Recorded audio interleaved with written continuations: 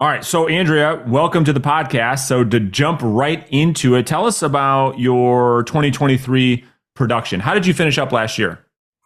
I finished up with 25 units and 11.5 million in sales value. That's So awesome. I pretty much doubled my income. That's a good year. So that's why we wanted to have you on the show and talk about how you were able to double your income from 2022. So why don't we do this? Why don't we kind of go back and tell the audience how long have you been in real estate? When did you get started? I want to say how many years, but it's more than 15 years. So I'm a veteran. I'm a Yeah.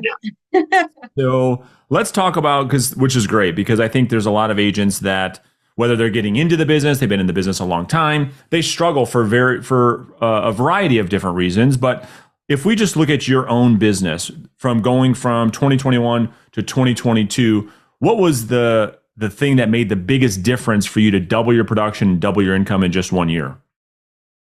Well, before the pandemic, I used to work with a lot of investors and they used to give me the listings, the resale. So I kind of had it easy for a couple of years. And after the pandemic, they moved on to bigger, better things. I had a baby. I took a year off. When I came back in 2022, I was literally feeling like I'm a brand new agent. I didn't know how to start, and it was rough. It was one of my roughest years. And just by being in this program, just by following your follow-up system is gold. It's gold. I will get the leads, and unless they said they're ready right now, I didn't know what to do with it. I will see Mm, the listing, I lose it to another agent. I had no clue how to do it.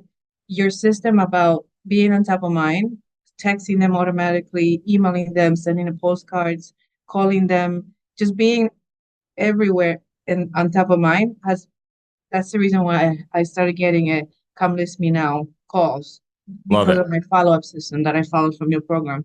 That's great. I So think that's what caused me to double my income, my following your system with the follow-ups for sure. yeah, it's massive because I think a lot of agents don't understand what it means to build a pipeline and then follow up with that pipeline, and that's where the growth comes from because they're so used to getting the now business, the Exactly. That was deal me. to.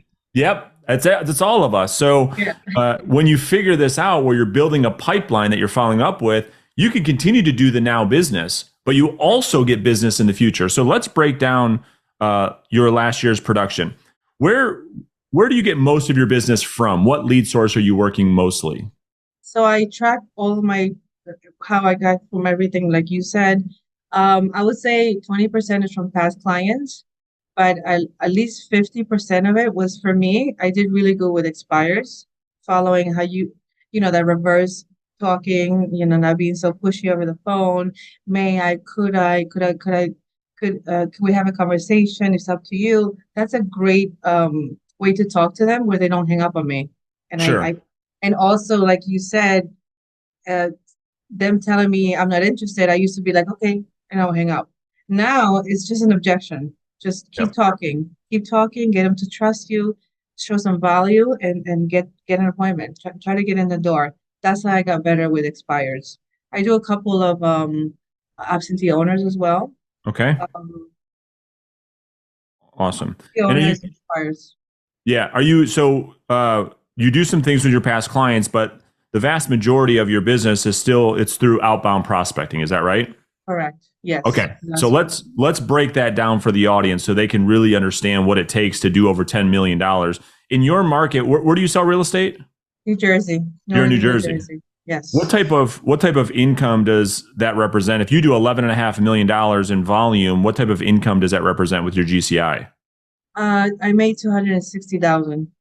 It's amazing, right? So you're making over $250,000 a year in your Correct. market, probably puts you as one of the top income earners in your market. So let's Yes. talk about what it takes to get there. First off, you should be very proud of what you've done, which I think that you are. You know, how much, Thanks to your program as well. well, you had to do the hard part, right? Yes, So correct. what, how much time do you spend every day actually prospecting and having conversations with prospects? I do it Monday through Friday, 8 to 11, every day, I love every, it. every day. How are you able, have you always been like that consistent, or what was it that allowed you to get more consistent with your prospecting efforts? I just I think that what really did it was the follow-up system because I think I Mm. used to do it and I wouldn't see results and I was just getting one Mm. to a listing a month and I was like, this doesn't work. But ever since I did your follow-up system, and of course your master listing presentation, I have a really high conversion rate because of that appointment, and because of your net sheet. Because of your net sheet, I get almost always 6 to 5% commission. I never walk away with a 4% now because if they just look at their net, they don't care what I'm getting paid. They just care about their net. Worst case scenario, best case scenario. They love that. They love That's it. right. And I walk away with a 5 or 6% always. Yeah, and we're going to So talk about that. So that's phenomenal. So 8 to 11, Monday through Friday. So you're very disciplined, you're very focused, you're very consistent. How many contacts or conversations do you typically have in that time frame? 20, 20. It's 20, great. 20. So you're talking to 100 new people every week, which allows you to continue to fill your pipeline and set appointments, right? So 100 people a week. We talked about who you're contacting. Let me ask you this. Of the appointments that you're setting, are most of them coming via the first conversation, or do you generate a lead, put them in the follow-up, as you're saying, follow up, and then you set an appointment? Very few are come this week. Very few. It's 10% so maybe. That's right, 10%, right? And that's why I want to really uh, highlight in this conversation, Andrea, because you nailed it. Agents prospect, but they're not getting any results because they're only making the first contact. They never follow up. They have no system. And so they're Yes. constantly spinning their wheels. So, what are some things that you've learned through the sales training that we've gone through that allows you to generate a good, solid lead first that you put into the pipeline? What are some things that you found that's really helpful over the phone? Like you taught that may I if they say call me in 3 months. Okay, so it's okay for me to call you on January 1st. It's okay for me to call you. Okay, then take their email, take their cell phone, put them all on a CRM, send them a thank you card. Like you know how many times I've gone to listing appointments and I see my little lottery ticket with my Yeah, thank you card, or I see my postcard from your automatic sure. postcard, and they tell me, "Oh, I got it. I got you." And sometimes it ghosts me for months. But I actually had a client that said one time I called them, "Yes, Andrea, I see you on my email. I see you on my text. I see you on my mailbox. I got your thank you card. You're calling me every month. I will call you when I'm ready." That's great. And I like it. I like when you do that. I'm on top of mine because I learned to realize that I'm not the only agent calling, and I'm not the only agent that had that 30-minute conversation with. It's Sure. only the one that's on top of mine that's gonna get the listing. That's great. That's when I got good at this. Yeah, so you're really taking to heart the permission-based selling approach that we teach in reverse selling, which Yes, allows the prospects to not feel defensive, hang up on you, give you objections. They're more open to a conversation, and this is what allows you to essentially have the prospect to say, you know what, why don't we have another conversation in a week or in 2 weeks or in a month, versus you having to chase down prospects all the time. Is that right? correct. And Yeah, I also learned how to take that pressure off of them. Like you don't have to make a decision. We're just here to talk. We're yeah, here to talk. You don't have to hire me. You don't have to sign anything.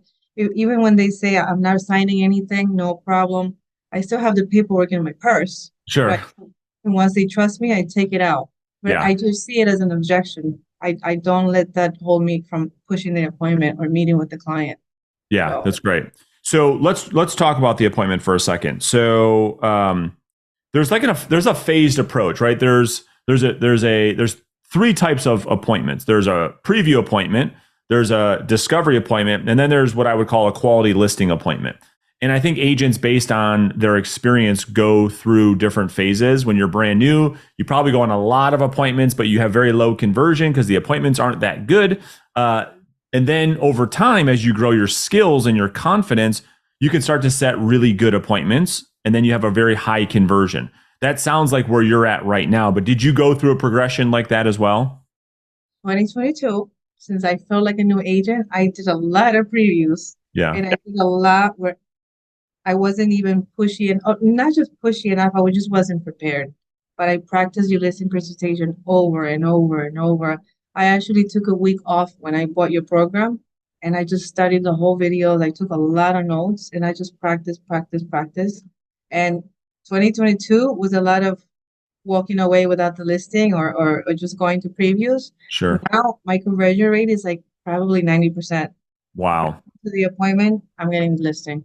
Good for you. So there's 7 parts to the listing presentation. I know you talked about the net sheet before, but outside of the net sheet, is there a part that you like the most that you feel like has the biggest impact when you go to the listing presentation, whether that be setting the agenda or the value proposition presentation, or what part do you find really helps you to convert that high? Setting the agenda, you can just tell that they feel like they don't have to do anything if they don't feel comfortable. That's amazing. That alone, I can tell the client's already comfortable with me just by Sure, saying absolutely.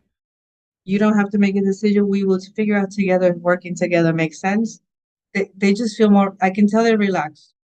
The value proposition, the no handcuff listing, it just there's so many times they're like, oh, what if I get stuck with you? Da, da, da. Listen, I work 24 hours.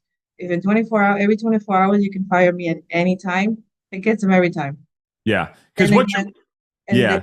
the different commission rates also makes them feel comfortable.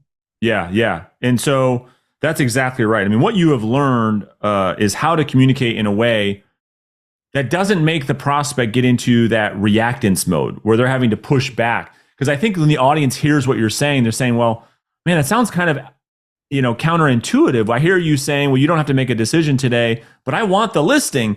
What the audience doesn't understand is the nuance that the context behind why we do what we do. From the standpoint of what we're trying to do is have a prospect feel comfortable so that they're able to tell you the truth. And by doing that, that allows us to have a better, more meaningful, impactful conversation at the listing appointment, which makes them feel comfortable hiring you. Is that right? It's all about them feeling comfortable. And once they trust you, it doesn't matter anymore. Yeah. Getting them to trust you and not feeling pressured, let's say you most likely going to get the listing. Yeah. I love it. So talk to us about like if you could rewind the clock, okay, go back maybe 15 years and get licensed all over again and be a brand new real estate agent, what advice would you give yourself that other brand new people just getting in the business in 2024 could benefit from?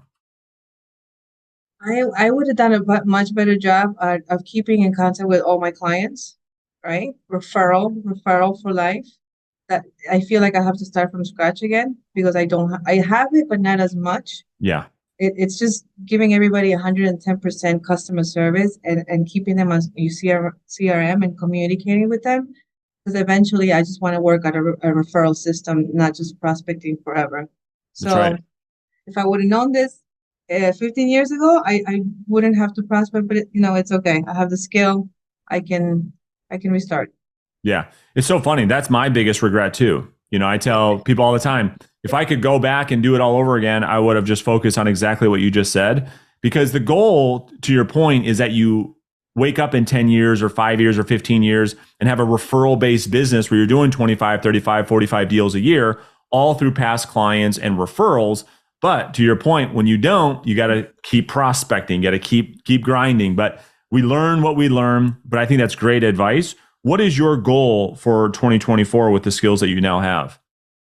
Well, thanks to the skills that I have, I reached out to a really important investor to connect me with another investor.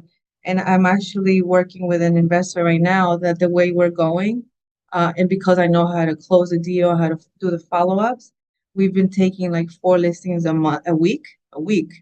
So I think I'm going to go over 500 GCI very easily with this investor. So he's really happy with me. I actually don't even have time to prospect. He has like 4 ISAs, and my job is just to cook the leads and follow up and get the listing appointment. So I am looking at 20 million plus for this year, It's the way I'm amazing. going.